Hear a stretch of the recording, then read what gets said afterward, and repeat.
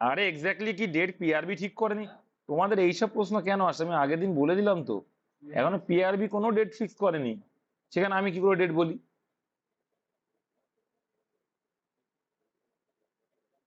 কে বলেছিল এটা? কে বলেছে? পিআরবি বলেছে তোমার সাথে? এই রিজুদা যেই বললো, রিজ- রিজুদা ফার্স্ট এ করলো, ব্যাস সেখান থেকে আমি বললাম রিজুদা বলেছিল। হ্যাঁ, 1 সেপ্টেম্বরে ধরে চলো বলেছি। 29 আগস্ট কেন বলছে? কারণ 29 আগস্ট সানডে আছে তাই। কিন্তু ওই যে আজকে একটা ভাইরাল হয়েছে না, 29 আগস্টে এই ডব্লিউপি এই জেল এই, এটা সম্পূর্ণ ফেক। আমি স্যারকে পাঠিয়েছিলাম, বলছে এটা কখনো না, এটা ফেক আব্দুল। ঠিক আছে? কিন্তু তোমাদের 29 সেপ্টেম্বর কেন বলা হচ্ছে? কারণ তোমরা স্টাডিটা করে তৈরি থাকো। আমি তো বলেছি, সুপ্রিম কোর্টের রায় যদি আজকে দেয়, মনে করো 15 দিনের ভিতরে তোমার এক্সাম কন্ডাক্ট হয়ে যাবে। বোঝা গেল? ওর জন্যই বলা হচ্ছে 29 সেপ্টেম্বরটা ধরে চলো, পড়াশোনা করো ঠিকঠাক, সেই লেভেলে থাকবো। না হলে কিন্তু যে কোনো মুহূর্তে পরীক্ষা হবে, নিজে ফাঁসাকালে পড়ে যাবে। ঠিক আছে? যাই উতাস করে কয় পরীক্ষা হলো, পড়বো না পড়লাম না, সেখানে গিয়ে বাসটা তুমি খাবে। বলো এটার অ্যান্সার কি হবে? এই টাইপের অনেকে জানোই না এটা কিভাবে করতে হয়। বলবো এ তো গুণ করতে হবে, তারপরে আবার বড় করতে হবে, তারপরে কত হবে অ্যান্সার?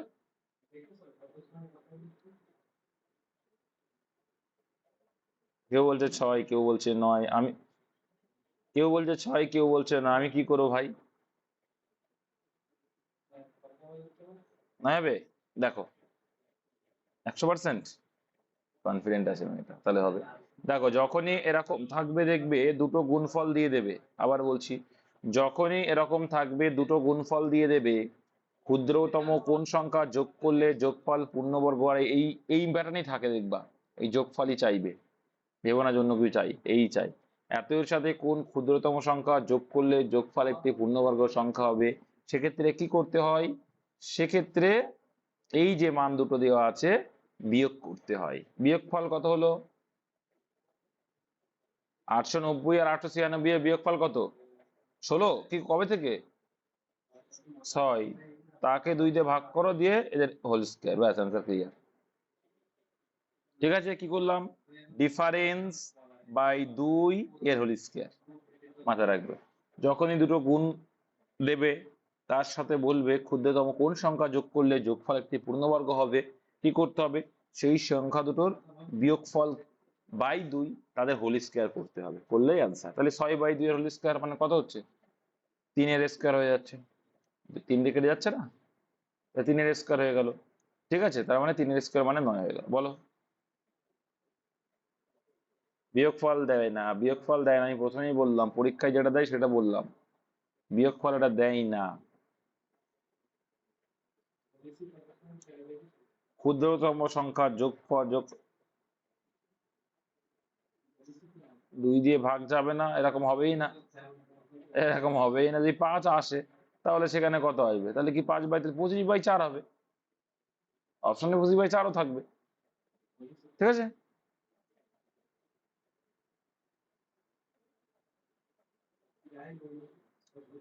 যাই থাকুক না কেন, ডিফারেন্স করে 2 দিয়ে ভাগ করবো। সংখ্যা যাই থাকুক না কেন, ডিফারেন্স করে 2 দিয়ে ভাগ করবা, দিয়ে হোল স্কয়ার করে দেবো, অ্যান্সার ক্লিয়ার। এই টাইপের অঙ্ক খুব রেয়ার আসে, এসএসসি জিডিতে দেয়। এই টাইপের তোমাদের আসে, বলো কি হবে অ্যান্সার? এগুলো খুব সোজা। কি করতে হয়? 2 এককে 2 আর 1 3, 3/2 ইন্টু, ব্র্যাকেট মধ্যে ইন্টু, 3 অক্ষে 3 আর 1 4, 4/3 ইন্টু, আর পাতানোর দরকার হয় না, তাও পাতাচ্ছি, 4 অক্ষে 4, 5/4, ডট ডট ডট, 30 আর 1 31/30। একটা জিনিস খেয়াল করে দেখো, এইভাবে কাটছে, কোনভাবে কাটছে? এইভাবে, এইভাবে, এইভাবে কেটে গেল। তার মানে কি, এখানে 2 আছে মানে ও পাশে, তাহলে 31/2 অ্যান্সার। অ্যান্সার হয়ে গেলে কত? 31/2। ঠিক আছে? এই হচ্ছে অঙ্ক।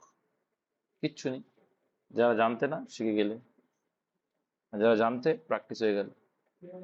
বলো, এটাও বলো, মাইনাসের এরকম প্লাস করলে আগেরটা, এটা মাইনাস, একই সিস্টেম, একই রকম। দেখো, 2 একে 2, তার থেকে 1 মাইনাস, কত হয়ে যাবে? 2 একে 2, তার থেকে 1 মাইনাস, তাহলে কত হয়ে যাচ্ছে?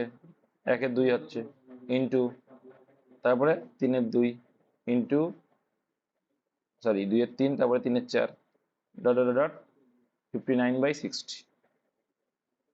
ঠিক আছে, এবার দেখো কাটছে কোন দিক দিয়ে, এবার এই দিক দিয়ে কাটছে, তাহলে এই দিক দিয়ে কাটছে, তাহলে প্রথমে 1 আছে উপরে, এবার থাকবে নিচে, তাহলে 1/60 আনসার। বুঝতে পেরেছো? খুব সোজা, আশা করি বুঝতে পেরেছো। নেক্সট বলো, এটা এটা পয়েন্ট না কিন্তু এটা গুণ, হ্যাঁ।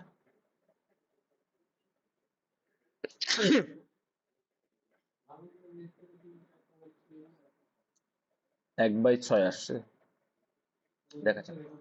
দেখো এই টাইপের অঙ্কের ক্ষেত্রে কি করতে হয়, প্রথমের মানটা মাইনাস শেষের মানটা, ঠিক আছে, প্রথমের মানটা মাইনাস শেষের মানটা করলে অ্যান্সার চলে আসবে। এগুলো কিন্তু পয়েন্ট ভেবো না, জানো পরীক্ষার সময় না পয়েন্ট থাকে, কিন্তু পয়েন্ট না, ওগুলো কিন্তু গুণ। তাহলে এই ডিফারেন্স করলে কত আসছে, হ্যাঁ পয়েন্টই দেয়। 6 - 1 = 5/30, কাটাকুটি করলে 1/6, 1/6 অ্যান্সার। হ্যাঁ কে কি বললে, কেউ কিছু বললে মনে হয়, বলো। হ্যালো, কেউ কিছু বললো, কথা বলে না, শোনা যাচ্ছে আমার কথা?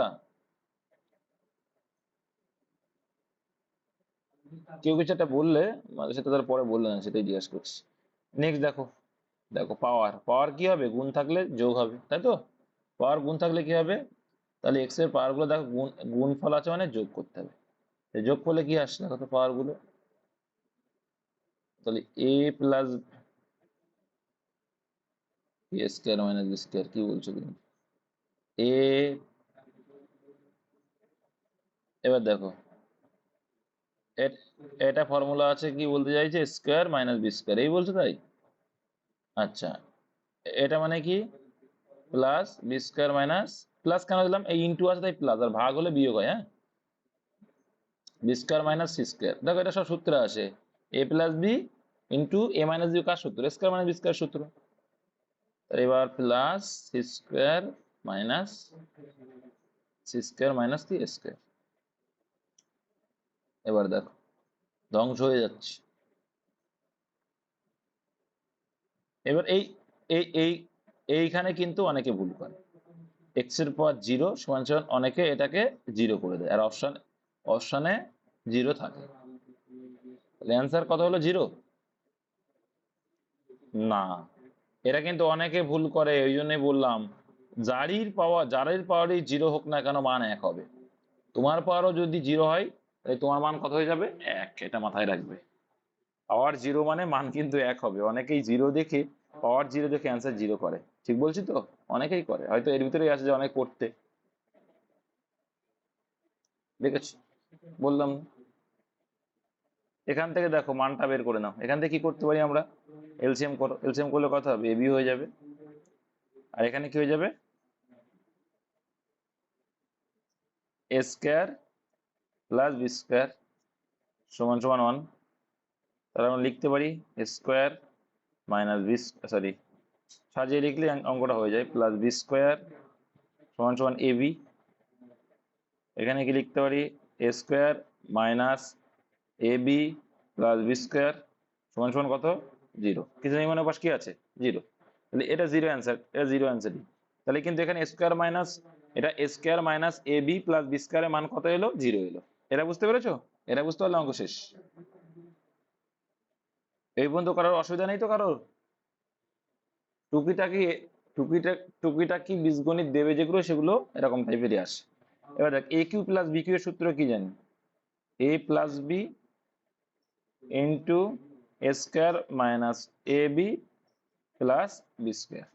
এবার এইটার মান দেখো তুমি পেয়ে গেছো, এটার মান পেয়ে গেছো না, তাহলে এ প্লাস বি ইন্টু, এই দেখো এটার মান কি কত দেওয়া আছে, আমরা এটার মান কত পেয়েছি আমরা, এটার মান পেয়েছি আমরা 0, তাহলে 0। এবার দেখো যার সঙ্গেই শূন্য গুণ করা হয় অ্যান্সার কি আসবে,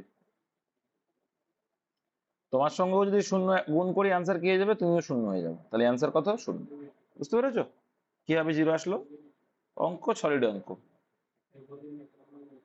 কিন্তু তোমাকে জানতে হবে যে এ কিউ মাইনাস বি কিউ, এখানে যদি থাকতো এ কিউ মাইনাস, তখন কি হতো জানো তো, সূত্র একই, তার সূত্র হচ্ছে A minus B into A square plus B square plus A square plus A B plus B square, ব্যাস এইটুকু।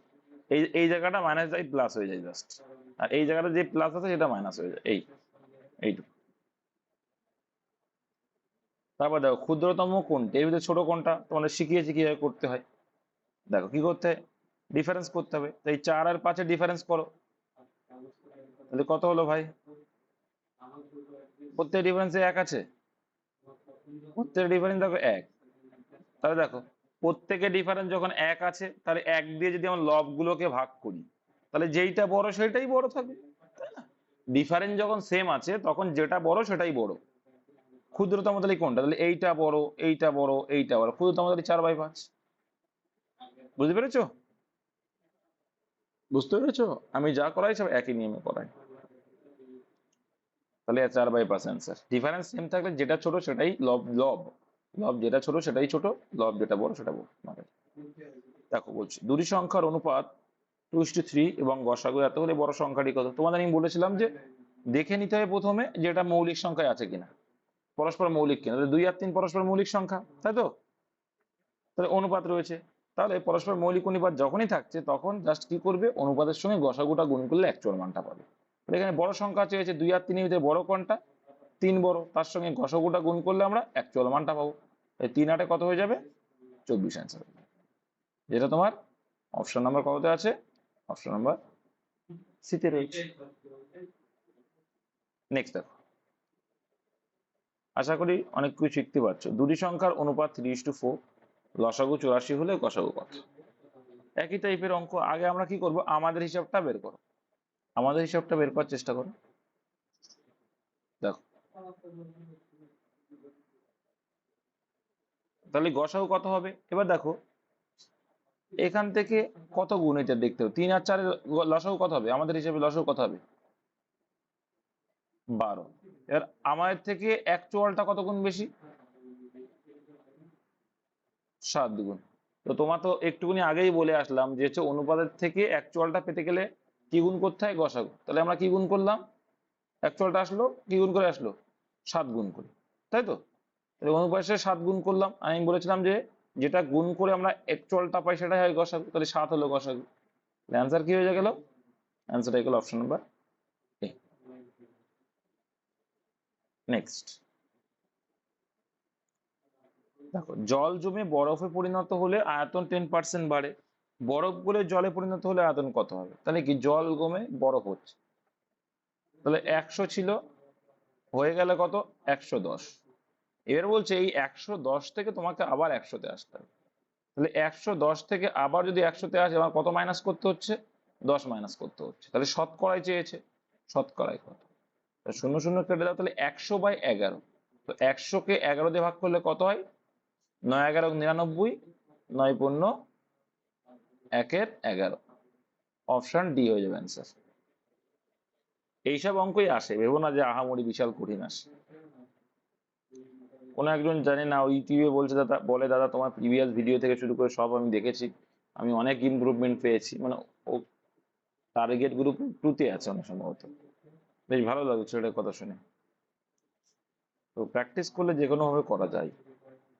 দেখো একটি সংখ্যা প্রথমে 10% বৃদ্ধি পায়, পরে 10% কমে গেল, এক্ষেত্রে সংখ্যারই শতকরা কি পরিবর্তন হবে।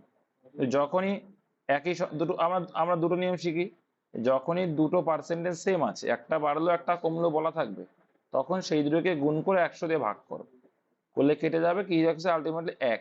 আর অলওয়েজ মাথায় রাখতে হবে, একটা বৃদ্ধি আর একটা হ্রাস থাকলে অলওয়েজ কি হবে, সেটা রাশি হবে, ঠিক আছে, মানে কমবে। তাহলে 1% কমবে, এটা গেল। এর কনসেপ্ট দিয়ে যদি বুঝি, আচ্ছা তাহলে আর মেন সংখ্যাটা কত হয়, 100 হয়, ভালো কথা। মেন সংখ্যাটা কত হয়, 100 হয়, ঠিক আছে। তাহলে মেন সংখ্যা ধরে নাও 100। এবার সেখান থেকে তুমি কত কমাচ্ছ, 10% কমিয়ে দিচ্ছ। আচ্ছা 10% যদি কমিয়ে দাও, তাহলে কত পার্সেন্টে হচ্ছে তোমার, 90-এ বিক্রি করছো। সরি এটা বৃদ্ধি, সরি বৃদ্ধি বৃদ্ধি। তাহলে 110, 110 হলো বৃদ্ধি প্রথমে, তারপরে বলছে আবার 10% তার উপরে কমাও। আচ্ছা 10% কমানো মানে কত কমাচ্ছ, 10% কমানো মানে 90% হচ্ছে। এবার কাটাকুটি করো, 9 11 কত হলো, এটা ক্যালকুলেশন করে 99 এলো। তাহলে আলটিমেটলি 100 থেকে কত মাইনাস হলো, 1% মাইনাস হলো। তাহলে অ্যান্সার হলো অপশন এ, 1% কমবে। That is concept. নেক্সট পরপর 20% ও 30% ছাড় সমতুল্য ছাড় একই রকম, কিন্তু ওই যে আগে কনসেপ্ট দেখালাম যে সেইটা 100 টাকা যদি আমার ক্রয় মূল্য হয়, মানে বা ধার্য মূল্য হয় যাই ধরো না কেন, সেখানে আমি 20% ছাড় দিচ্ছি, তাহলে বিক্রি করছি কত পার্সেন্টে? 80%। এবার 80-তে মানে কি 100 টাকা জিনিসটা 20% ছাড় দিচ্ছি মানে 80-তে বিক্রি করছি। এবার তার উপরে এবার 30% ছাড়, তাহলে কত পার্সেন্ট নিচ্ছি? 70%-এ নিচ্ছি। তাহলে এই শূন্য কাটলো, এই শূন্য কাটলো, এই শূন্য কাটলো, এই শূন্য, তাহলে 7 8 কত? 56%। তাহলে 100 ছিল আর এখন 56% এলো, তাহলে কত পার্সেন্ট ছাড় দিলে? তাহলে 44% ছাড় দিলে। ঠিক আছে, অ্যান্সার হয়ে গেল অপশনে। ঠিক আছে, নেক্সট। উপর্যুপরু সার, সমতুল্য সার, ভাষা দুটো একই, বলো।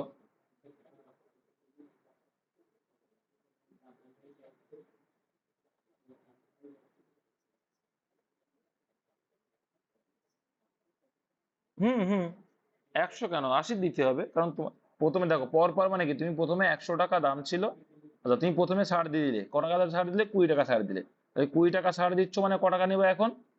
80 টাকা ছাড় নেওয়া। ঠিক আছে, এবার তারপরে আবার তোমার বাবা হয়তো বললো যে আরো 30% ছাড় দে, তাহলে কার উপর দেবা? এর উপরে 30% ছাড় দিতে বলছি। ঠিক আছে, 80-র উপরে 30% ছাড় দিতে বলছি।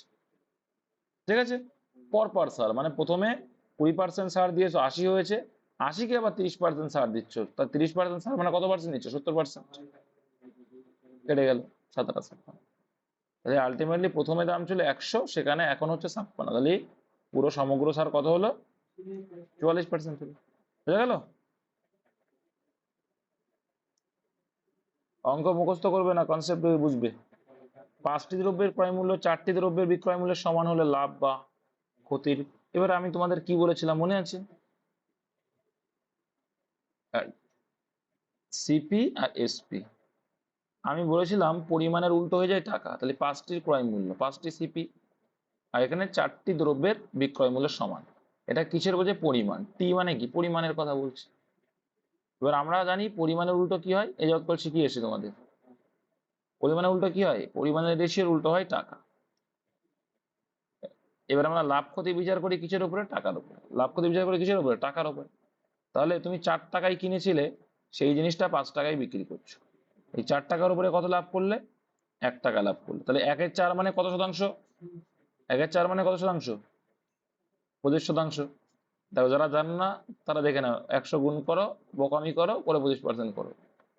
ঠিক আছে, 1/4 মানে 25%, যারা জানো না এইভাবে করতে হয়, 1/4 ইন্টু 100 করলে কত হবে? 25 হবে। প্র্যাকটিস করলে এগুলো করা লাগে না। সুদের হার কত হলে কোনো টাকা 10 বছরে দ্বিগুণ হবে? দেখো, সুদের হার কত হলে কোনো টাকা 10 বছরে দ্বিগুণ হবে, তার মানে কি? দেখো এই টাইপের অঙ্কের দ্বিগুণ বলেছে মানে কি? দেখো তুমি ব্যাংকে গেলে, ওয়েট, দ্বিগুণ মানে কি? 1 টাকা তুমি জমা রাখলে, সেই টাকাটা তোমার ব্যাংকে রাখার ফলে, ব্যাংকে রাখলে মনে করো, ব্যাংকে রাখার ফলে 10 বছর পরে কত হচ্ছে? 10 বছর পরে কত হয়ে গেল? দ্বিগুণ হয়ে গেল, মানে 2 টাকা হয়ে গেল। আচ্ছা তুমি রেখেছিলে 1 টাকা, হয়ে গেল 2 টাকা, তাহলে মিডিলে তুমি কি পেলে এক্সট্রা? তাহলে 1 টাকা তুমি ইন্টারেস্ট পেলে। তাহলে দেখো তুমি পি এর মান পেয়ে গেছো, আয়ের মান পেয়ে গেছো, সময় পেয়ে যাচ্ছ, তাই তো? তাহলে সুদের হার কত পাওয়া যাবে ইজিলি, তাই না? দেখো এবার সুদের হারের সূত্র কি জানি? I equal to I, I এইটা, আই ইন্টু 100 বাই পি, আর কি হয়ে যাবে? টি। টি এর ভ্যালু 10 বছর, তাহলে কাটাকুটি করলে কত আসছে? 10% আসছে। এটা কিন্তু PY Q, previous year question. Option number কি আনসার হয়ে গেল? অপশন বি কিন্তু আনসার, অপশন ডি হয়ে গেল আনসার। ঠিক আছে, একটা ভাই কামরুল, আশা করি কামরুল নাকি কথা বলছিলে, বুঝতে পেরেছো? একটু আগে যে জিজ্ঞাসা করলে বুঝতে পেরেছো এটা? মানে আগের কোশ্চেন যে জিজ্ঞাসা করলে, হ্যাঁ মাথা ঠান্ডা করে দেখবা, অঙ্ক ইজি লাগবে ভীষণ। দেখো স্বাভাবিক বেগের 3/4 বেগ নিয়ে চললো, তাহলে কি স্বাভাবিক বেগ এর মানে 4 ছিল আগে, এখন চলছে 3, তাহলে বেগের রেশিও পেয়ে যাচ্ছি।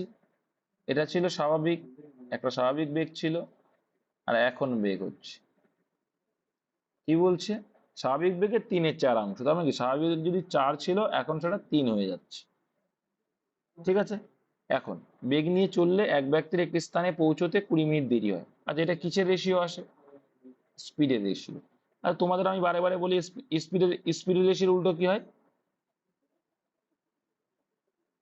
টাইম হয়। স্পিডের রেশিওর উল্টো কি হয়? টাইম হয়। যেমন পরিমাণের উল্টো টাকা হয়, সিমিলারলি এখানে স্পিডের উল্টো টাইম হয়। এবার দেখো আমাদের হিসেবে দেরি কত হচ্ছে?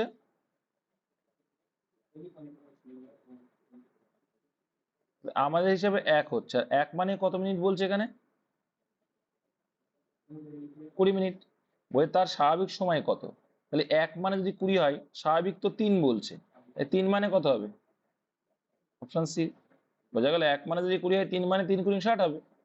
একদম সিম্পল, কিচ্ছু দেয়নি অঙ্কটা। এবার দেখো তোমাদের এই অঙ্কটা কি দিয়ে দেয়? এই অঙ্কটা তো অনেক সময় তোমাদের বেগ দিয়ে দেয়। কি দিয়ে দেয়? বেগ চাই, মানে কিলোমিটার/আওয়ারে বেগ চাই। তখন কি করতে হয়? 60 দিয়ে ভাগ করতে হয়। আমি দেখিয়েছি যে যেটা আসে অনেক সময়। সেক্ষেত্রে কত হয়ে যাবে? আমাদের থেকে কত গুণ বেশি হচ্ছে? ঘন্টা, 1/3 ঘন্টা, তাই তো? ঠিক করলাম তো? 1/3 ঘন্টা। এক্ষেত্রে ডিস্টেন্স চাই। তাহলে 1/3 গেলে ঘন্টায় করে নিতে হয় এটা, তখন ডিস্টেন্স চাই। ডিস্টেন্স যদি চাই তাহলে কত হবে? আমাদের হিসেবে স্পিড ইনটু টাইম করলে কিন্তু আমরা ডিস্টেন্স পাই। তাহলে আমাদের হিসেবে যে কোনো এক পাস করো। তাহলে 3×4 = 12, কিন্তু আমাদের থেকে কত গুণ বেশি? 1/3 গুণ বেশি। তাহলে 1/3 গুণ করে 4 হয়ে যাবে। ঠিক আছে, 4। ঠিক আছে। এবার দেখো তোমার আমি যে দেখিয়ে দিলাম যে ঘন্টায় 4, তাই দেখো প্রথমে 4 যাচ্ছিল, আর এখানে 3 বেগ মানে কত যাবে? 3 বেগ মানে 3 বেগ মানে 4/3 বা এরকম সামথিং আছে। দেখবো সেই একই আসবে। ঠিক আছে, নেক্সট দেখো, এ বি এর থেকে 50% বেশি কর্মক্ষম। বি যে কাজটি 24 দিনে করতে পারে সেই কাজটি এ কত দিনে? কিচ্ছু না, এই কার্যক্ষমতা বা এফিসিয়েন্সি তোমার নিতে হবে। তাহলে এ আর বি এর কার্যক্ষমতার গল্প এখানে বলছে। বলছে এ বি এর থেকে 50% বেশি কর্মক্ষম। তার মানে কি? এ যদি 100 করে, তার থেকে বেশি করছে কে? এ। কত পার্সেন্ট? মানে 50% বেশি, মানে কি 150 করবে। এবার রেশিও করলে দেখো 50 দিয়ে ভাগ যাচ্ছে, 3:2 আস। দেখো 3×5 = 15, আর 5×2 = 10, তাই না? এবার দেখো এটা আসলো। এবার এখানে বলছে কার্যক্ষমতা কার দেওয়া আছে? বি দিয়ে বলছে। বি যদি একটা কাজ করে 24 দিন, আচ্ছা, এই কার্যক্ষমতা আসলো কিন্তু পার ডে। এটা পার ডে তে কার্যক্ষমতা। এবার 24 দিন করলো, কিন্তু বি এক এক দিনে কত করে করে? 2 করে করে। অঙ্কে চাই তাহলে মোট কাজ পেয়ে গেলাম এইটা। বি যদি একটি কাজ করতে 24 দিন লাগায়, আর 2 মিনিট করে যদি লাগায়, 24 দিন 48 টাইম লাগলো, তো সেটা গুণ করার দরকার নেই। এবার বলছে এ কদিনে করবে। তাহলে এ যদি পার ডে 3 দিন করে করে, এই টোটাল কাজটা করতে কদিন লাগবে? 16 হয়ে গেল আনসার। আশা করি বুঝতে পেরেছো সবাই। অপশন বি হয়ে যাবে কিন্তু কারেক্ট অ্যান্সার। নেক্সট দেখো, একটি খামারে 200 জনের 150 দিনের খাবার মজুদ ছিল। এই টাইপের অঙ্ক আসে। 30 দিন পর 50 জন অন্যত্র চলে যাওয়ায় অবশিষ্ট খাবারে কদিন চলবে? তার মানে কি দেখো 200 জন লোক ছিল, 150, দেখো 200 জন লোক ছিল, 200 জন লোক ছিল, 150 দিনের খাবার ছিল, সেখান থেকে 30 দিন পরে ঘটনা ঘটছে। 200 জন লোক তো 30 দিন খেয়ে ফেলেছে, তাই 30 দিন যদি খেয়ে ফেলে আর কদিন থাকছে? তাহলে ওই 200 জন যদি খেত, তাহলে 120 দিনের খাবার মজুদ পড়ে থাকতো। কিন্তু এবার দেখা যাচ্ছে ঘটনায় কি বলছে? 50 জন নাকি অন্যত্র চলে গেল। তাই 200 জনের থেকে 50 জন যদি চলে যায় অন্যত্র, তাহলে রয়েছে কয়জন? 150 জন। তাহলে সেই 150 জনেই এই খাবারটা কদিনে চলবে? ধরে নাও এক্স দিন, জাস্ট দেখতে ভালো লাগে জন্য। তাহলে দেখো এই 0 0 কেটে দিলাম, 0 কেটে দিলাম, উপরে উপরে কাটাকুটি যায়, তোমরা জানো। এবার দেখো 3×5 = 15 হয়, 3×4 = 12 হয়, তাই না? সরি, 3×5 = 15 হবে, আর এখানে 3×4 = 12। 5 দিয়ে কাটলে কত? 4×5 = 20, মানে 40। তাহলে এক্স ইকুয়াল টু কি পড়ে রয়েছে? 4 × 40, মানে 4×4 = 16, আর একটা 0। অ্যান্সার কত এলো? 160 দিন। কত নম্বর অপশনে রয়েছে দেখতে পাচ্ছি আমরা? সেটা কিন্তু রয়েছে অপশন এতে। ছোট ছোট করে ভেঙে ভেঙে বোঝাচ্ছি, আশা করি সবাই বুঝতে পারছো। নেক্সট দেখো, 231 থেকে কোন ক্ষুদ্রতম সংখ্যা বিয়োগ করলে বিয়োগফল 15 দ্বারা বিভাজ্য? খুব সোজা আছে, কোন ক্ষুদ্রতম সংখ্যা বিয়োগ করলে বিয়োগফল 15 দ্বারা বিভাজ্য। তাহলে তোমরা যেটা ছোট যখন আছে তোমরা ভাগ করে করে নিতে পারবা।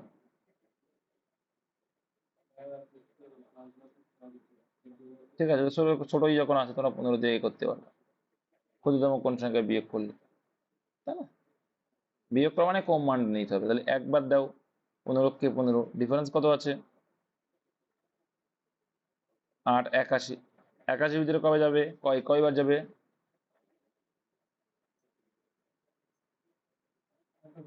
তাহলে 6 এক্সট্রা পড়ে আসলে 6 বিয়োগ। তাছাড়া তোমরা দেখলেই বুঝতে পারছো 231 মানে 15 সঙ্গে 15 গুণ করলে 225 হয়, 15 স্কোয়ার, তাই তো?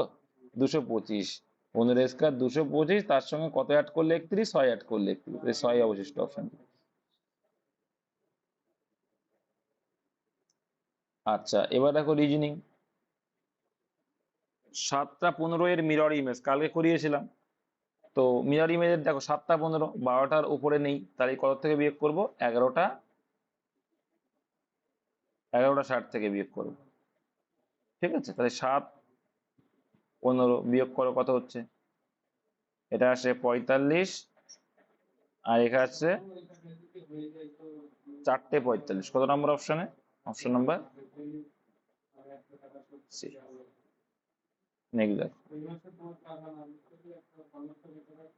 একদিন রবি বাড়ি থেকে বেরোয় সাইকেল চেপে 10 কিলোমিটার দক্ষিণে গেল। একটা লাইন কিন্তু গায়েব করে দিলাম, হ্যাঁ। 10 কিলোমিটার দক্ষিণে গেল নাকি রবি? আচ্ছা, এখান থেকে গেল 10 কিলোমিটার দক্ষিণে গেল রবি, ঠিক আছে। এরপর আবারও না, কি বলছে, দক্ষিণে গেল, সেখান থেকে ডান দিকে ঘুরে আরো 5 কিলোমিটার। এর ডান দিক কোনটা? এর ডান দিক এটা, এদিকে 5 কিলোমিটার এলো। বেশ, তো এটা ছিল কত? 10। এরপর আবারও ডান দিকে 10 কিলোমিটার। ডান দিক মানে তো এর কোন দিক? এই দিকে, মানে 10 কিলোমিটার মানে এই লাইনে সরাসরি 10 কিলোমিটার, কারণ এটাও 10, ওটাও 10। 10 কিলোমিটার গিয়ে বাঁ দিকে ঘুরলো এবং 10 কিলোমিটার গেলো। এর বাঁ দিকে ঘুরলো, আবার 10 কিলোমিটার গেল, মানে এই দিকে আবার 10 কিলোমিটার, এর বাঁ দিক মানে। তাহলে সোজা বাড়ি ফিরতে কত কিলোমিটার যাবে? এবার দেখো, ওর বাড়ি ছিল এই জায়গা পয়েন্ট, এর বাড়ি ছিল এইখানে, আর রয়েছে এইখানটা। তাহলে এইখান থেকে এইটুকু দূরত্ব কত? কত হবে? তাহলে এইটুকু হচ্ছে 10, আর এইটুকু দূরত্ব কত? এইটুকু দূরত্ব, এইটা যদি 5 হয় নিশ্চয়ই এইটুকু 5। তাই 10 + 5 কত হয়ে গেল? 15। যারা বললে সঠিক অ্যান্সার অপশন নাম্বার বি হয়ে যাচ্ছে তোমার কারেক্ট অ্যান্সার।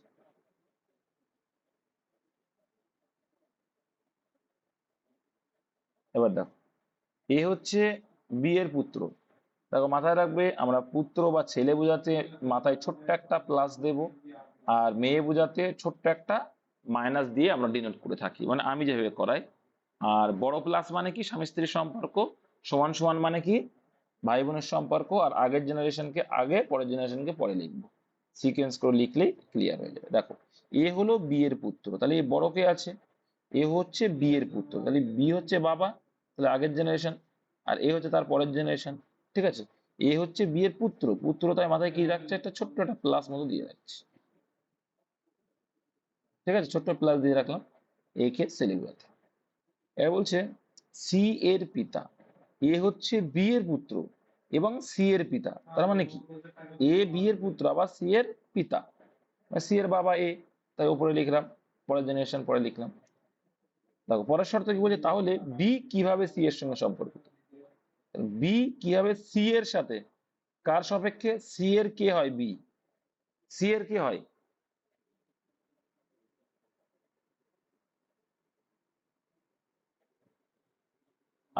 এইবার দেখো, যারা ঠাকুরদা ভাববে ভুল করবে, ঠাকুমা ভাববে তারাও ভুল করবে, কারণ ঠাকুরদাও আছে ঠাকুমাও আছে, এটা তো হবেই না। আর তাছাড়া এদের অপশনে নাও থাকতো তাও বলতে পারে হবে না। কেন হবে না? কারণ এটা কিন্তু ছেলে না মেয়ে কিন্তু বলে দেয়নি। তুমি বুঝতে পারছো? কোনো প্রশ্নের মাধ্যমে কোথাও বুঝতে পারছো যে এটা ছেলে না মেয়ে?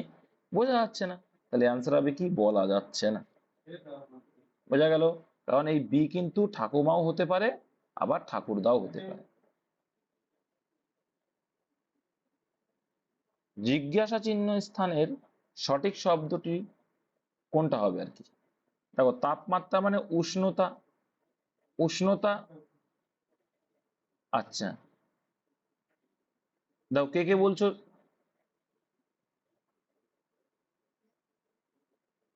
দেখো রেন গেজ যে বলেছে ভুল, রেন গেজ যে বলছে ভুল। দেখো রেন গেজ যারা বলছে ভুল কেন, দেখো তাপমাত্রার একক হচ্ছে সেলসিয়াস। আর তোমরা যেটা ভাবছো যে তাপমাত্রার পরিমাপ করা হয় থার্মোমিটার, সেটা না। এখানে তাপমাত্রার একক দেওয়া হয়েছে, তাহলে বৃষ্টিপাত মাপ হয় কোন এককে? সেন্টিমিটারে।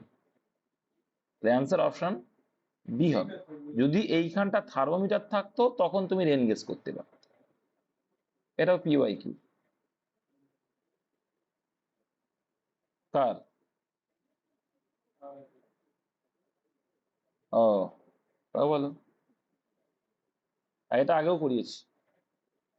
দেখো নিচের বর্ণ সারিতে শূন্যস্থানে কোন বর্ণ বসবে? বলো জিজ্ঞাসা স্থানে কি বসবে? দেখো সি মানে 3, তারপরে এফ মানে 6, আই মানে 9, এল মানে 12, 12 কত হবে? 15। 15 আর দেখো আর মানে 18, তাহলে 3 করে বাড়ছে। 3 করে যদি বাড়ে তাহলে 15 মানে কি? Option D.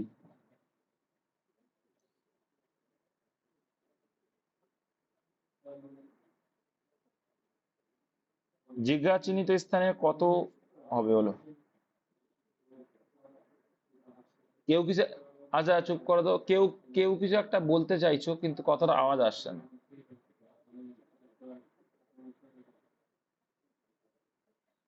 কে কি বলতে যাচ্ছ ভাই, তোমার কথা আমি শুনতে পাচ্ছি না। দেখো জিজ্ঞাসা স্থানে কি হবে? 11 বলছো, তাহলে কি হবে করলে 11? দেখো সিম্পল আছে। দেখো এই দুটোকে যোগ করো, ভাগাচ্ছয় কত হবে? 11 হবে। কে গো ভাই এরকম আওয়াজ হচ্ছে কেন তোমার? 11, তাহলে এই দুটোকে যোগ করলেও 11, তাহলে উপর আর নিচেকে যোগ করলে 11 আসছে। আর এই দেখো এবার এখানে করো, 8 আর 4 12, আর 7 আর 6 13, ডিফারেন্স 1। তাহলে এটাও তাই করো, 11 দিয়ে কত হবে? 13। 0 আর 2 যোগ করলে 2, তাহলে 13 থেকে 2 বাদ দিলে কত হবে? 11 আনসার আসবে। অপশন সিতে ছিল। নিম্নের জ্যামিতিক চিত্রের মধ্যে কোন সংখ্যাটি সবকটি চিত্রেই আছে? কোন সংখ্যাটা সবকটি চিত্রে আছে? তো বোঝাই যাচ্ছে। দেখো কি করে করতে হবে, প্রথমে করবা এইটা করবা, করলাম, ঠিক আছে। সেক্ষেত্রে দেখা গেল কি এইটা, এইটা আর এইটা বাইরে চলে গেছে, এইগুলো বাইরে চলে গেছে, তাহলে এই সংখ্যাটা হবে না। তারপরে পরের চিত্র কি আছে সেটাকে নাও। পরের চিত্র একটা বৃত্তকে নিলাম, বৃত্তকে যখন নিচ্ছি তখন দেখছি কি 5টা হচ্ছে না। এবার তৃতীয় চিত্রটাকে নাও, 3টে চিত্রের ভিতরে কোনটা সেটা বোঝা যাবে। যখন এইটা করছি দেখছি 2টা কেটে যাচ্ছে, তাহলে পড়ে আছে কে? আর এইটা 6টাও কেটে গেছে তো আগেই। কোনটা পড়ে আছে? 4 পড়ে আছে, অ্যান্সার 4। এই 4টা দেখো সবার মধ্যে কমন আছে, বৃত্তের মধ্যেও আছে, ত্রিভুজের মধ্যেও আছে, আবার আয়তক্ষেত্রের মধ্যেও আছে। বুঝতে পারলে? নেক্সট দেখো, প্রশ্নসূচক স্থানে, এই প্রশ্নসূচক স্থানে দেখো কি হবে। সিম্পল, দেখো এটা একদম সিম্পল, এগুলো খুবই সোজা, একদম দেখে নাও। প্রথমে ফোল্ড দেখো এদিক দিয়ে হয়েছে, এটা যদি ভাঙো কি হবে? এইগুলোটা এই পাশে আসবে, এইগুলোটা এইটা, আর এইটা এসে এই পাশে হয়ে যাচ্ছে। এটাকে যখন এই দিকে আবার করছি তখন কি হবে? এইটার এইটা উপরে উপরে, আর এইটা মিডিলে এখানে চলে আসছে। আবার এটাও তো এইদিকে এই হবে, এইটা এইটা, এইটা এইটা, এটা মিডিলে যাবে। ঠিক আছে, তাহলে কোনটা হচ্ছে অ্যান্সার? এটা কোনটা, কোন অপশন দেখতে পাচ্ছি? তাহলে এই অপশনে দেখতে পাচ্ছি।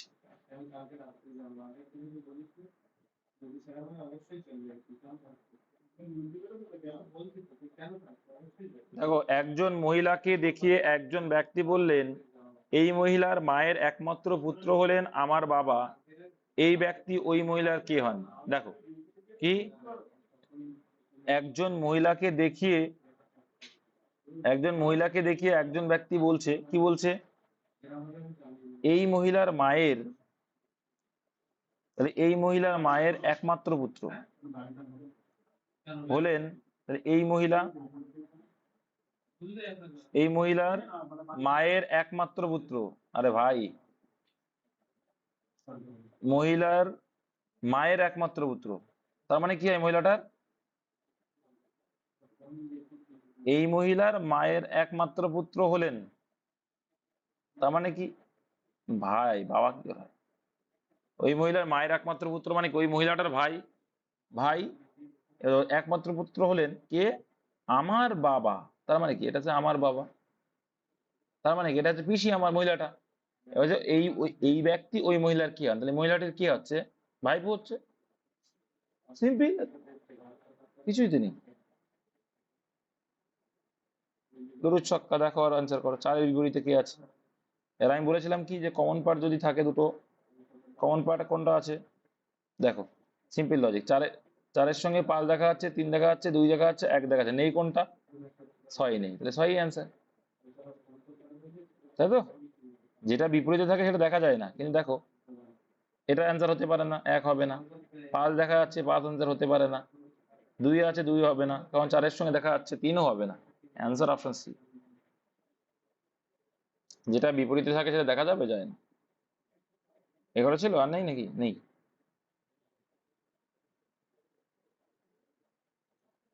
বলো।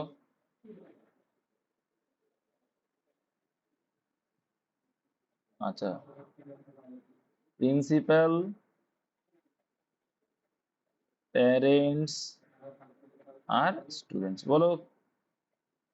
বলেছি, দেখো একজন প্যারেন্টস বা মা বাবা, দেখো স্টুডেন্ট তো হবে না, দেখো প্রিন্সিপাল আর স্টুডেন্ট আলাদা সম্পর্ক, একজন প্যারেন্টস প্রিন্সিপাল হতেও পারে, আবার নাও পারে, ঠিক আছে, একজন প্রিন্সিপাল সে তো আর স্টুডেন্ট না, আবার কি দেখো কারোর প্যারেন্টস সেই স্টুডেন্ট হতে পারে, আবার নাও পারে, তাহলে এরকম আসবে, এরকম একটা চিত্র আছে, ক্লিয়ার।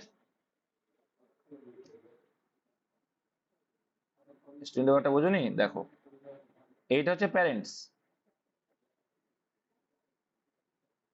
হ্যাঁ তাই তো করলাম, এই যে প্যারেন্টস কমন, প্যারেন্টস কমন, কারণ স্টুডেন্ট দেখো প্যারেন্টস তো স্টুডেন্ট হতে পারে, এই যে এটা স্টুডেন্ট এটা প্রিন্সিপাল, কিন্তু প্রিন্সিপালের সঙ্গে স্টুডেন্টের সম্পর্ক নেই, কারণ প্রিন্সিপাল কিন্তু স্টুডেন্ট হবে না, আর স্টুডেন্ট প্রিন্সিপাল হবে না, হবে, এটা সিম্পল জিনিস এটা, তাই এটা হবে অ্যান্সার, ঠিক আছে। হ্যাঁ, কেন প্রিন্সিপাল স্টুডেন্ট কি করে হবে, হম হম, যে সে তো স্টুডেন্ট ছিল এক সময়, এখন তো নেই, সে তো সে তো সে তো কলেজের প্রিন্সিপাল, সে স্টুডেন্ট কি করে হলো, বুঝতে পারছো।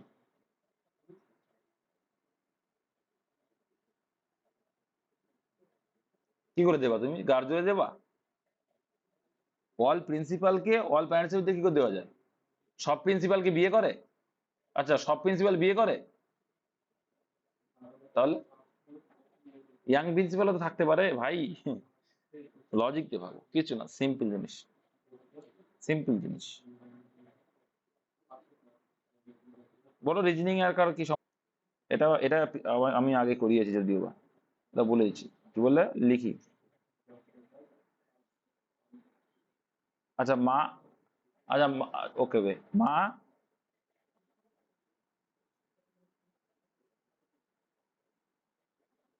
স্ত্রীলোক, এটা বোঝাই যাচ্ছে, বিধবা, না না আগের মতো হবে না এটা, কেন বলছি, দেখো মাও স্ত্রীলোক, বিধবা যে সেও স্ত্রীলোক, কারণ বিধবা তার ছেলেরা হয় না, হয় কি, তার মানে স্ত্রীলোকটা হচ্ছে বড়, আর এবার মা বিধবা দুটোই স্ত্রীলোকের মধ্যে পড়বে, এবার একটা মা সে বিধবা হতেও পারে বা নাও পারে, এরকম answer। কিন্তু বিধবা এবং মা দুটোই স্ত্রীলোকের মধ্যে পড়ছে, এটা হবে অ্যান্সার, ঠিক আছে। এবার স্ত্রীলোক দেখো এবার দেখো প্রত্যেকটা স্ত্রীলোক তার বিধবা হবে না, ঠিক আছে, দাঁড়া সরি সরি, ওয়েট, মা স্ত্রীলোক, হ্যাঁ ঠিকই আছে, মানে প্রত্যেকটা মা তো আর বিধবা হবে না, ঠিক আছে, কিন্তু প্রত্যেকটা বিধবা আবার স্ত্রী, তাই না, ওই জন্য দেখো এরকম চিত্র। এইটা কমন পড়া আসছে কারণ কিছু কিছু মা আছে যারা বিধবা, তাই না? কিন্তু প্রত্যেকটা বিধবা স্ত্রীলোকের মধ্যে পড়ছে, তাই স্ত্রী হতে পারে। হুম হুম। কারণ স্ত্রীলোকের মধ্যে মাও পড়বে বিধবাও পড়বে, তাই বুঝতে পারলে? কারণ সব বিধবা স্ত্রীলোক আর সব মা স্ত্রীলোক। নেক্সট। আর আছে ভাই? থাকলে বলে দাও, বেশি চাকরি তোমাদের পড়া ধরবে এক্ষুনি অবশ্য। দেখি মনে আছে কিনা এদের।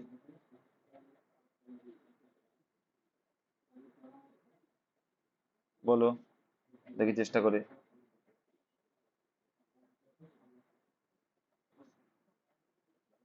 কবিতা, নাটক,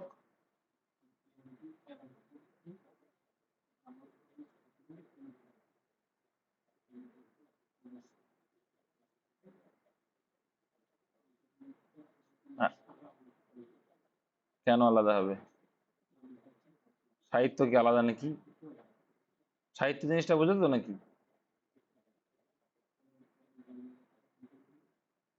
সাহিত্যের মধ্যে নাটক আর কবিতা। হ্যাঁ, কবিতা একটা আলাদা পার্ট, নাটক একটা আলাদা পার্ট, ব্যাস এই হয়ে যাবে। বুঝতে পারলে? এরকম হবে। এই হবে ভেন্ডর এক্সাম। তারপরে বলো।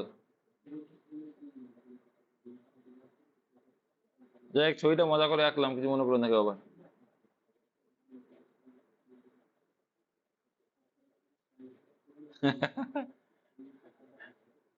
ডায়াগ্রাম তো করলাম তো। ডায়াগ্রাম প্রথমে হয়ে গেল না? এই যে, এটা হচ্ছে মেন ডায়াগ্রাম। এই যে সাহিত্যের মধ্যে কবিতা নাটক। বলো। রান্নাঘর। এটাও তো প্রি পি হয় কি কোন একটা। রান্নাঘর, ওয়েট ওয়েট। আচ্ছা, রান্না, দাঁড়া দাঁড়া বাবা। রান্নাঘর, বাড়ি আর, আচ্ছা দেখ বাবা, বাগানের, বাগানের মধ্যে তো আর, দেখ বাগানের মধ্যে তো আর বাড়ি না, বাড়িটা আলাদা বাগান আলাদা, তাই না? কিন্তু বাড়ি হচ্ছে এইটা, আর রান্নাঘরটা তো বাড়ির মধ্যেই থাকে, তাই না? ঠিক আছে, আর বাগানটা বাইরে হয়। তাই তো করলাম। এই বাড়ির ভেতরে রান্নাঘর না এটা, এটা রান্নাঘর, এটা বাড়ি, আর বাগানটা বাইরে। তাই তো করলাম। বাগানটা বাড়ির সাথে কেন ঠিক শিখে থাকবে? এ বাবা, এই তো বাস্তবের সঙ্গে মিলাচ্ছে। ওইভাবে হয় না রে বাবা, এটা ওইভাবে না। ব্যাপারটা হচ্ছে, বাগান কখনো তোমার বাড়ি হতে পারে? ঠিক আছে, বাগানের মধ্যে বাড়ি নয়, এটা তো সেই বাস্তব। তোমরা কিন্তু বাস্তবে নিয়ে চলে আসছো, ওরকম না, একদম ওইরকম ভেবো না। মানে বলতে চাইছে, দেখো, এই একটা ঘর বানালে, এই ঘর তো বানালে, হ্যাঁ, এবার বাগান যেটা আছে, হ্যাঁ, বাগানটা তো বাইরের সাইডে রয়েছে, ভেতরে তো নেই। বাগানের সঙ্গে ঘরের কোনো এর সম্পর্ক থাকবে না, ঠিক আছে? এটা খেয়াল রেখো। তোমরা হয়তো ভাবছো যে বাগানের মধ্যে ঘর, ওরকম হয় না। বাগান একটা আলাদা জিনিস, ঠিক আছে? আর বাড়ি একটা আলাদা। বাড়ি মানে তোমার ঘরটা। জমি বাড়ি রান্নাঘর, জমি বাড়ি আর রান্নাঘর, হ্যাঁ, করতে করতে কারণ, হ্যাঁ হ্যাঁ, তখন সব ভেতরে আসতো, তাহলে এইটা আসতো। আর জমির মধ্যেই তো রান্না তোমার ঘর পড়ছে, আসমানে তো আর ঘর হবে না। তারপরে বলো, বলবে, কে কে পারবে দেখি। ক্লিয়ার হয়ে যাবে, মন দিয়ে পড়ো এবার। আরবিআই ফুল ফর্ম কি? বলো।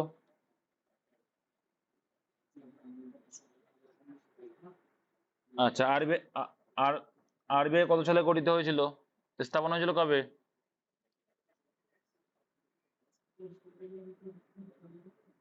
তারিখ? আর যদি, আর যদি কত নম্বর অ্যাক্ট, আর আরবি আর অ্যাক্ট যদি বলে কত, আরবিআই অ্যাক্ট 1934। ঠিক আছে। আরবিআই অ্যাক্ট 1934 অনুসারে 1935 সালে ফার্স্ট হ্যাঁ,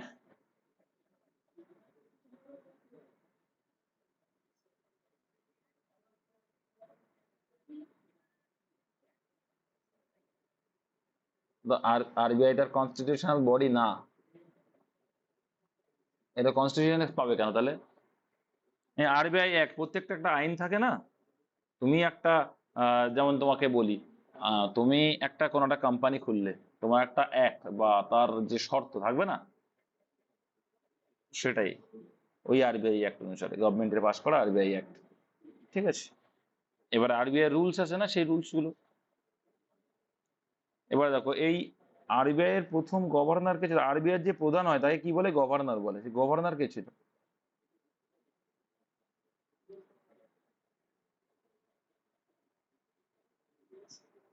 প্রথম কে ছিলেন প্রথম? Osborne Smith.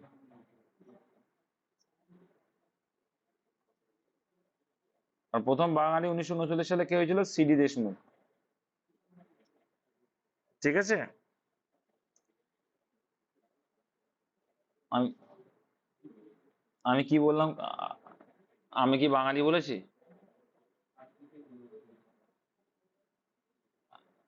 আরবিআই ন্যাশনালিটি কবে হয়?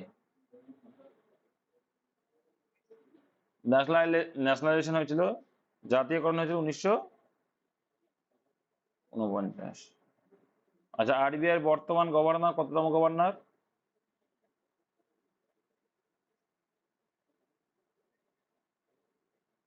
আচ্ছা। আচ্ছা, এসবিআই এর প্রথম নাম কি ছিল?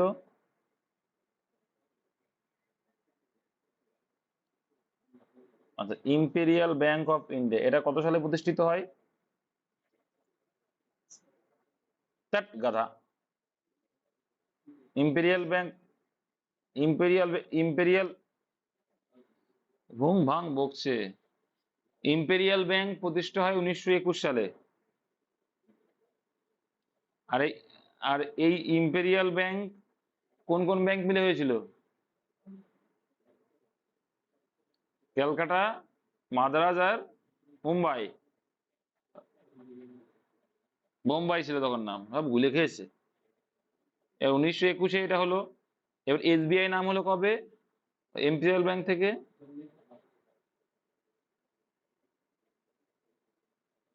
আর ভারত, আর এসবিআই ব্যাংক কি ভারতের বৃহত্তম, লার্জেস্ট কমার্শিয়াল ব্যাংক।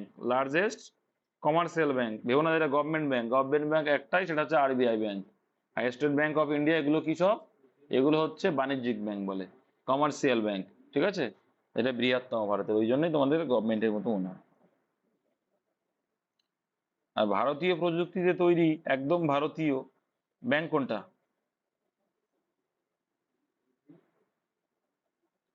আর এই পিএনবি সদর দপ্তর কোথায়?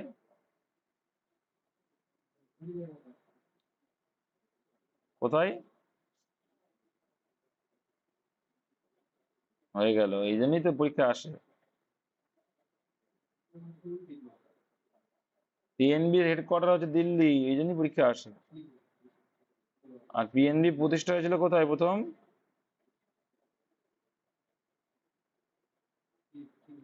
হম। পড়াশোনার অবস্থা গেছে তোমাদের। আচ্ছা, ভারতের প্রথম ব্যাংক কোনটা?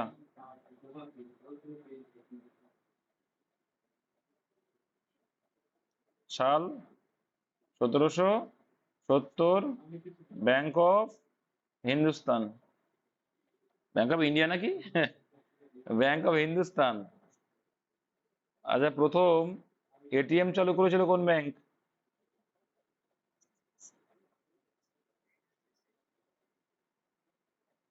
কোন ব্যাংক? কি?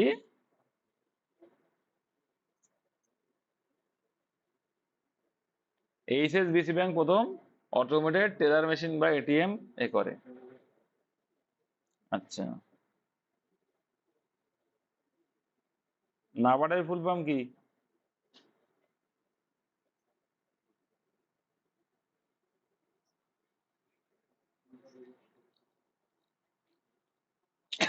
Agriculture and rural development.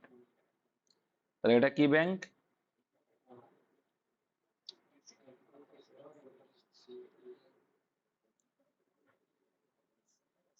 গ্রামীণ উন্নয়ন ব্যাংক বা কৃষি ব্যাংক, তাই তো? দেখো নাবার্ডের প্রতিষ্ঠাকাল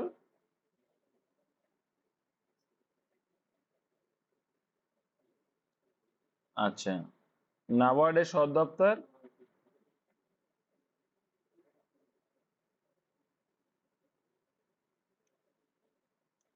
আচ্ছা, নাবার্ড, নাবার্ডের তো গেলে তাহলে নাবার্ড কি একটা, তাহলে নাবার্ড হচ্ছে একটা ব্যাংক, ঠিক আছে।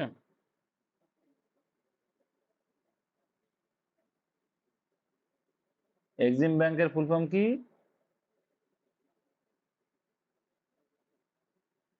আর তাহলে এক্সিম ব্যাংক যদি বলে তাহলে কি কি বোঝাচ্ছে? ব্যবসা বাণিজ্য বা রপ্তানি আমদানির কথা বোঝাচ্ছে, ঠিক আছে, পরীক্ষা আসে। এক্সিম ব্যাংক কত সালে প্রতিষ্ঠিত হয়েছিল?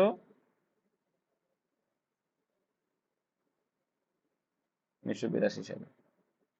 আচ্ছা, এডিবি বলে একটা ব্যাংক আছে, ফুল ফর্ম কি?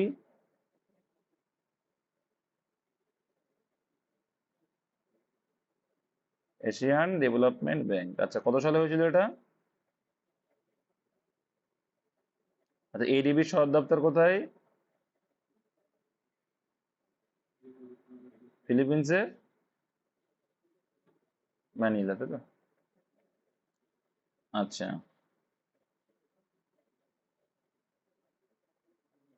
ডব্লিউটি এর প্রিভিয়াস নাম কি ছিল?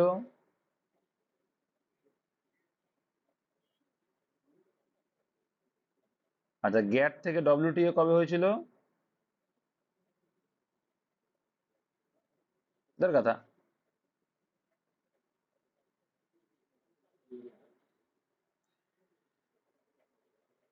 1995। এই লিখে দিয়েছি তাও ভুলভাল বলছো। 1995 রে বাবা।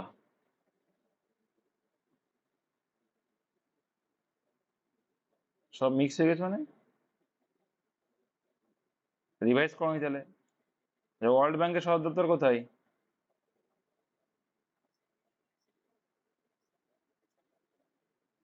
Washington DC. আচ্ছা, এইচডিএফসি ব্যাংক ফুল ফর্ম কি?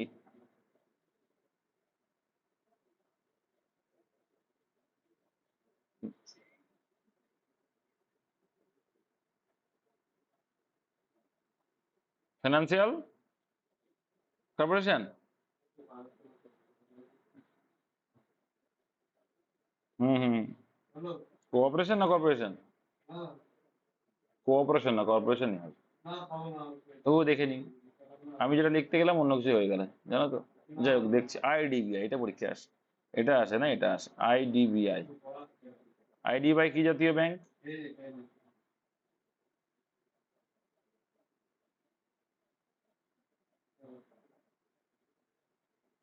আইডিআই হচ্ছে একটা ইন্ডাস্ট্রিয়াল ব্যাংক, ঠিক আছে। তো ব্যাংকিং সেক্টর থেকে আসে, অর্থনীতি থেকে এই আসে, অর্থনীতি থেকে আর কি আসে? প্ল্যানিং আসে, তাই তো। প্ল্যানিং কমিশন কবে গঠিত হয়?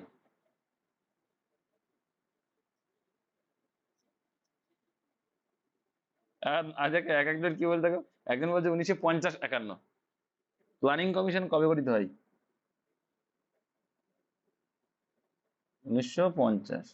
আর যদি বলে হচ্ছে আহ এনডিসি।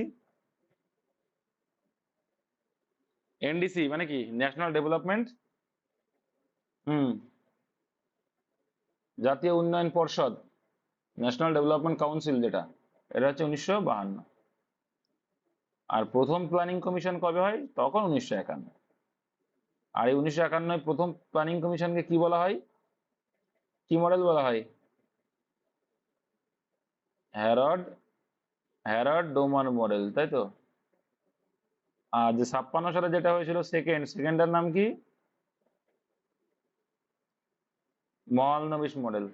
মাথায় রাখবে, প্রথমটাই কৃষি উন্নয়ন, দ্বিতীয়টাই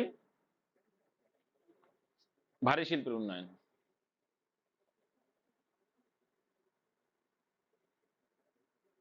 এগুলো একটু মাথায় রেখো।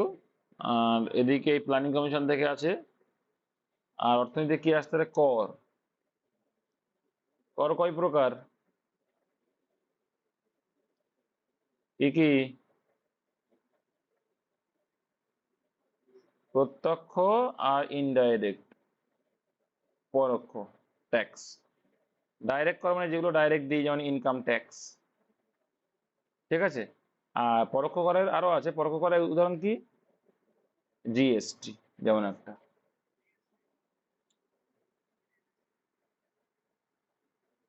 পরীক্ষা আসে এগুলো, ঠিক আছে। আমদানি শুল্ক, তারপর হচ্ছে যেগুলো হচ্ছে আবগারি শুল্ক, এগুলো সব কিন্তু কি কর? প্রত্যক্ষ নয়, এগুলো পরোক্ষ কর, ঠিক আছে। আর এদিকে ইনকাম ট্যাক্স মানে আয়কর, সম্পদ কর, এগুলো সব কিন্তু কি কর? প্রত্যক্ষ, যেগুলো আমরা সরাসরি দিই, ঠিক আছে। বিক্রয় করাটা, বিক্রয় শুল্কটা বলে কর বাংলায়, ঠিকই আছে। দেখো, এই গেল তোমার অর্থনীতিতে মোটামুটি এইগুলো আসে, আর কিছু কিছু কখনো কখনো দিয়ে দেয় যে হচ্ছে রেপো রেট কে জারি করে বা এইসবগুলো, সেগুলো আরবিআই ব্যাংক হয়, ঠিক আছে। এই সিম্পল সিম্পল কতগুলো আসে, সেগুলো তোমরা দেখবো অনলাইনের কোশ্চেন পেয়ে যাও, সেখান থেকেই আসে। বেশি যে আহামরি অর্থনীতি থেকে আসে তা নয়, মোটামুটি এরকম একটা আসে।